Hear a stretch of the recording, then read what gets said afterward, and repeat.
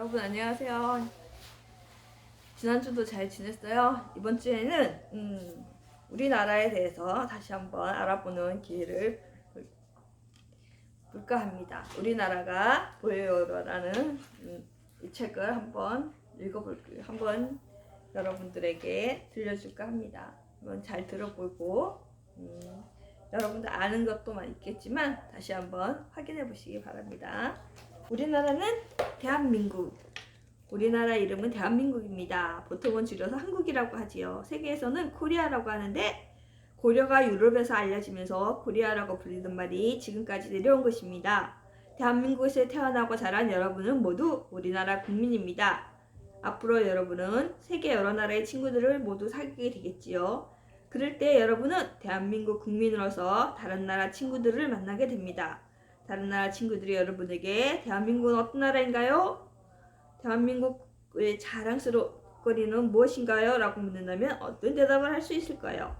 이 책을 통해 우리나라를 대표하는 것은 어떤 것들이 있는지 만나보세요. 자, 우리나라엔 태극기가 있네요. 태극기는 우리나라의 얼굴입니다. 국제회의나 세계대회가 열릴 때는 반드시 태극기를 앞세우고 참가하지요. 또 나라에 기쁜 일이나 슬픈 일이 있을 때는 집집마다 태극기를 달아 기쁨과 슬픔을 나타냅니다. 그래서 태극기를 대할 때는 나라를 사랑하는 마음으로 예의를 갖추며 비를 바치거나 더럽히지 않고 함부로 버리지도 않습니다. 무궁화는 고조선 시대 이전부터 우리나라에 많이 자르던 식물이에요. 우리 조상들은 오래가지 못하는 다른 꽃나무와 달리 100일 가까이 줄기차게 꽃을 피우는 무궁화를 사랑했지요. 오래도록 변치 않고 영원 무궁한 아름다움을 누리는 나무라고요. 게다가 무궁화는 병에 잘 걸리지 않고 아무리 짖는 일이 많이 생겨도 끄떡 없답니다. 마치 나라에 있는 어려움까지 꿋꿋이 견뎌낸 우리 민족과 비슷하지요. 우리나라는 살이 많아서 예로부터 호랑이가 많이 살았다고 합니다. 옛날에는 호랑이가 먹이를 찾아 마을로 내려오기도 해 사람들을 두려움에 떨게 했지요. 하지만 호랑이는 옛 이야기나 옛 그림에도 많이 나오는 우리 민족과 친숙한 동물입니다. 또 우리 조상들은 호랑이의 용맹스러움을 빌어 재앙과 나쁜 귀신을 쫓으려고 했습니다. 그래서 병풍, 대문, 기둥들에 호랑이를 그리거나 새겨 넣었지요. 소나무는 1년 내내 잎이 푸르고 겨울에 눈서리도 잘 견뎌냅니다. 우리 조상들은 그러한 소나무가 변하지 않는 기상과 굳은 의지를 나타낸다고 여겼지요. 또 소나무는 우리나라 곳곳에서 가장 많이 자라 옛부터 집을 짓거나 가구, 지게, 남학신, 따위를 만드는 재료로 널리 쓰였던 고마운 나무입니다. 뿐만 아니라 열매와 잎과 꽃가루까지 아주 쓸모있는 나무이지요. 우리 고유 한복은 멋스러운 곡선과 화려한 문양이 어우러진 아름다운 옷이에요. 시대에 따라 조금씩 다르긴 하지만 우리 모두 민족의 아름다움을 담고 있어요. 고운 빛깔과 단아한 아름다움은 세계 어느 나라의 옷에 견주어도 빠지지 않지요. 또 한복은 우리 민족의 넉넉한 마음처럼 풍성하고 여유 있는 옷이에요. 그래서 추석이나 설 같은 명절뿐 아니라 평소에도 한복을 입는 사람들이 늘어나고 있지요. 한글의 한은 순우리말로 하나, 크다, 바르다는 뜻입니다. 그러니까 한글은 하나밖에 없는 크고 바른 글자라는 뜻이지요. 한글에는 우리 글자로 적고자 하는 정신이 담겨 있습니다. 또한 글자에 담긴 뜻과 글자를 만든 과학적인 원리가 밝혀진 글자는 세계에서 한글뿐이랍니다. 한글은 14개의 자음과 10개의 모음이 합쳐져 글자를 만들기 때문에 누구나 쉽게 익힐 수 있습니다. 우리나라의 어떤 도시 서울은 정치, 경제, 문화의 중심지입니다. 조선시대부터 지금까지 600년 동안 우리나라의 수도였던 만큼 오래된 문화재가 많고 나라의 중요한 시설과 학교, 회사들이 모여 있습니다. 또 서울은 세계적인 도시로 발돋움하여 세계의 지도자들이나 학자, 경제인들이 참가하는 국제회의나 박람회도 자주 열리지요. 빨간 고춧가루로 곱게 버무린 매콤한 김치. 밥상의 꽃이라고 불리는 김치는 우리 밥상에서 빼놓을 수 없는 반찬이지요. 김치는 채소에 소금을 뿌려 오래도록 상하지 않게 하는 우리 조상들의 지혜가 담겨 있답니다. 소금물에 절여 아삭아삭하고 알맞게 익혀 새콤한 김치는 입맛을 돋우고 건강에 좋아 세계에서도 인기가 치솟고 있습니다. 태권도는 특별한 도구 없이 누구나 쉽게 배울 수 있는 운동입니다. 특히 힘이 있고 다양한 발차기 기술은 세계가 인정하는 최고의 기술이지요. 하지만 태권도에서는 공격보다는 방어를, 승패보다는 상대에 대한 예의와 공정한 시합을 중요하게 여깁니다. 이러한 태권도 정신은 우리 어린이들에게 첨단 용기와 정의를 심어주지요. 우리나라의 태권도는 1960년대부터 세계 여러 나라에 알려지기 시작해 2000년에 올림픽 정식 종목으로 채택되었습니다. 우리나라를 맨 처음 세운 사람은 누구일까요?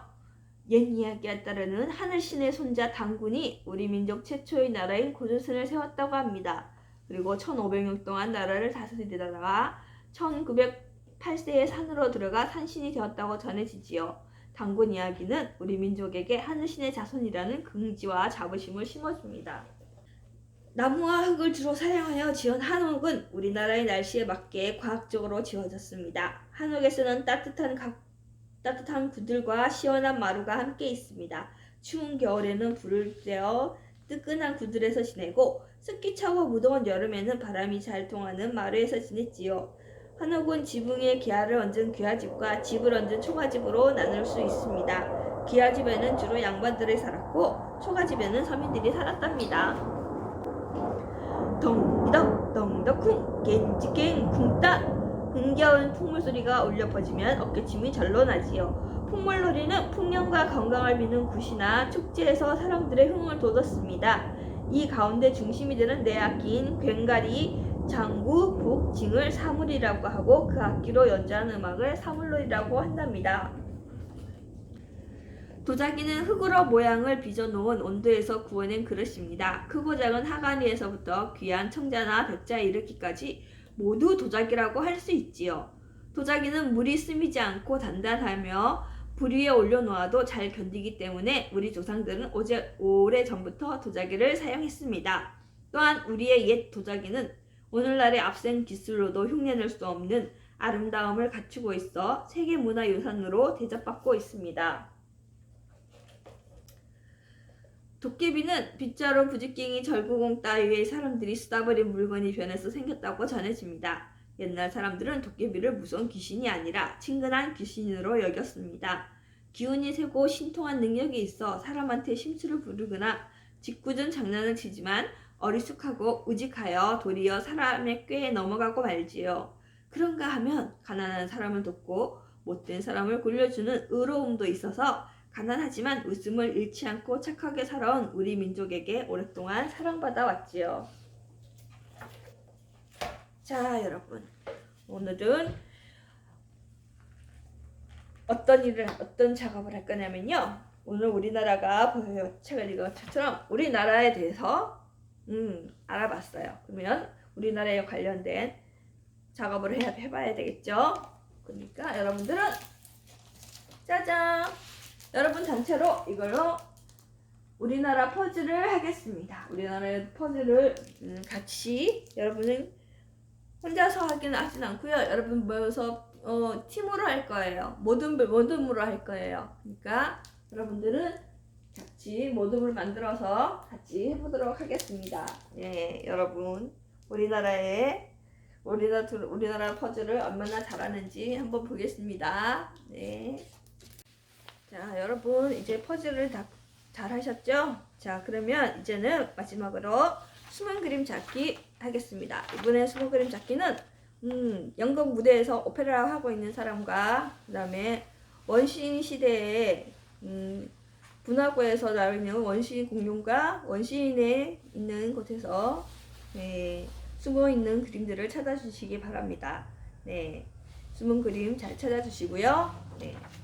오늘도 여기까지 와서 고생하셨습니다. 네, 수고하셨고요. 다음 주에 다시 만나길 바랍니다. 감사합니다.